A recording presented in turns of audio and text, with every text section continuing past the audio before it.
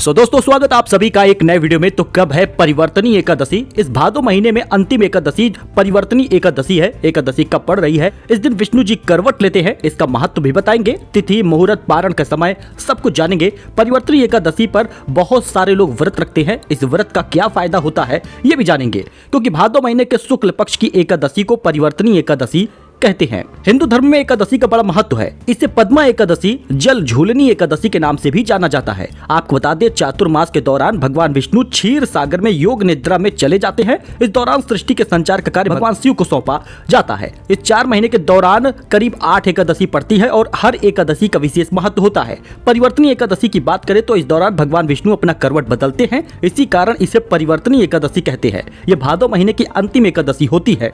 आइए तिथि, मुहूर्त, महत्व और पारण का समय बता देते हैं। अगर आप भी व्रत रख रहे हैं परिवर्तनी एकादशी का, तो पारण कब करेंगे ये जानिए। पारण करने से पहले किन बातों का ध्यान रखना चाहिए ये भी जान लीजिए, क्योंकि पंचांग के अनुसार इस साल भादो महीने के शुक्ल पक्ष की एकादशी तिथि 13 सितंबर को शुक्रवार को रात 10:30 पर शुरू होगा और 14 सितंबर को शनिवार को रात 8:41 पर समाप्त होगा। इसलिए उदय तिथि के हिसाब से परिवर्तनी एकादशी 14 सितंबर को शनिवार को लोग व्रत रखेंगे। कंफ्यूज मत होइएगा, 14 तारीख को परिवर्तनी एकादशी का सभी लोग व्रत रखेंगे। शुभ मुहूर्त नोट कर लीजिए। भादो महीने के शुक्ल पक्ष की एकादशी तिथि 14 सितंबर 2024 को रात 8:41 तक रहेगी। ऐसे में परिवर्तनी एकादशी के भगवान विष्णु का पूजा का मुहूर्त सुबह 7:38 से लेकर 9:11 तक रहेगा, क्योंकि ये भादो महीने के अंतिम एकादशी के रूप में मनाया जाता है। ऐसे में भगवान विष्णु की पूजा करने और व्रत रखने से काफी फल प्राप्त होता है।